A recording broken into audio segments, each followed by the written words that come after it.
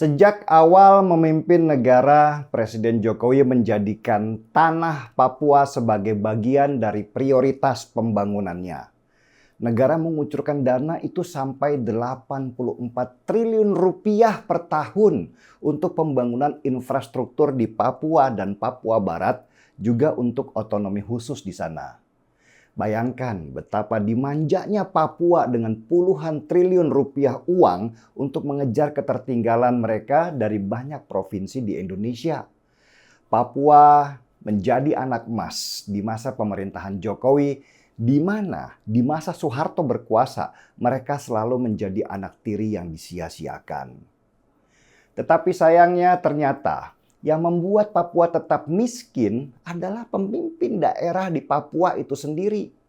Korupsi merajalela di sana yang membuat elit-elit Papua menari di atas penderitaan rakyatnya.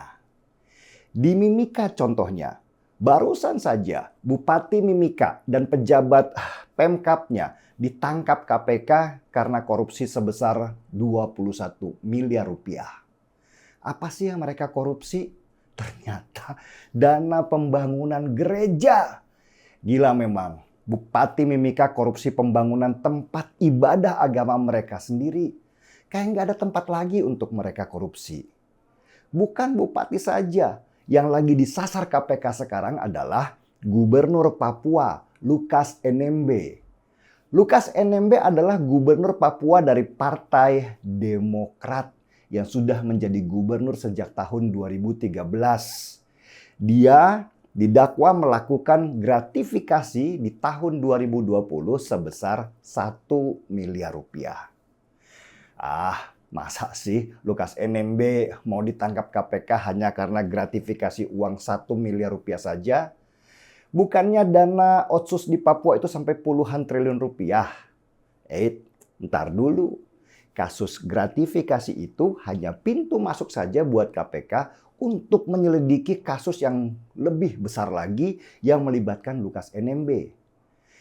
Menko Polhukam Mahfud MD bahkan memperkirakan korupsi yang dilakukan oleh Lukas NMB, Gubernur Papua dari Partai Demokrat itu berjumlah ratusan miliar rupiah. Dan Mahfud MD nggak asal ngomong. Dia juga punya bukti dari PPATK transaksi gelap yang dilakukan oleh Lukas NMB. Kecurigaan itu memang datang dari PPATK yang akhirnya memblokir 11 transaksi keuangan Lukas NMB sebesar 71 miliar rupiah. Dan itu baru uang yang kelihatan, belum yang masih dalam penyelidikan yang diperkirakan sebesar ratusan miliar rupiah. Dan yang parahnya, transaksi sebesar 71 miliar rupiah itu diatasnamakan anaknya Lukas NMB sendiri.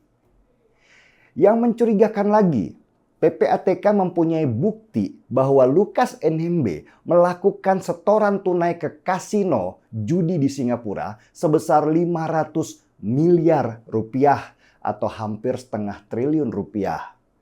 Juga ada transaksi pembelian jam tangan senilai 550 juta rupiah.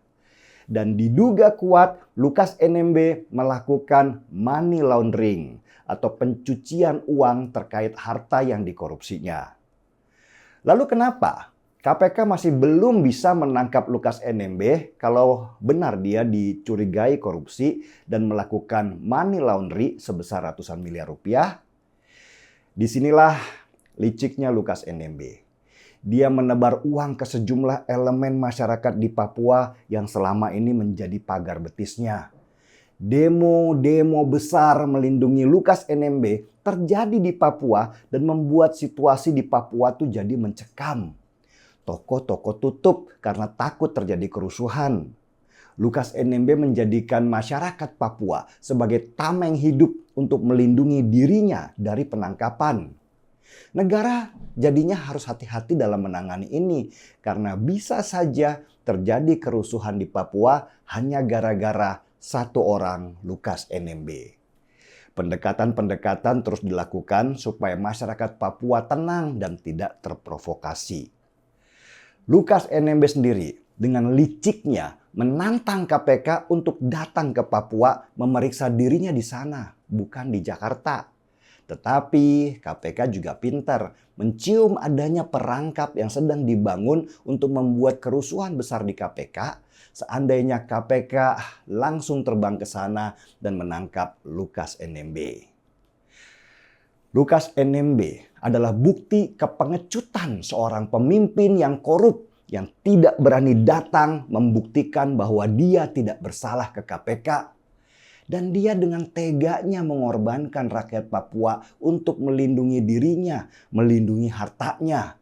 Dan sayangnya juga masih saja ada rakyat Papua yang berani menjadi tameng Lukas NMB hanya karena mereka dibayar.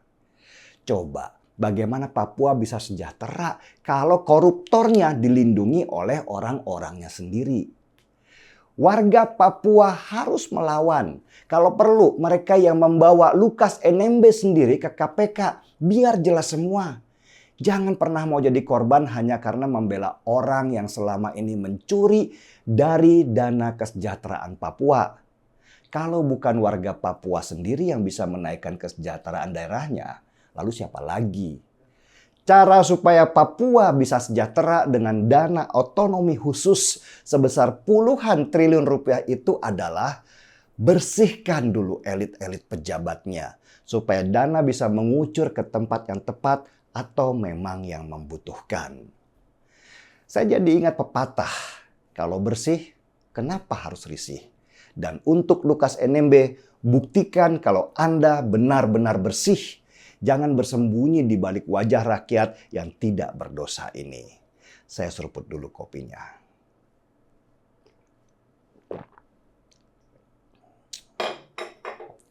Markipi, mari kita ngopi. Saya Denny Siregar, kita di acara Timeline.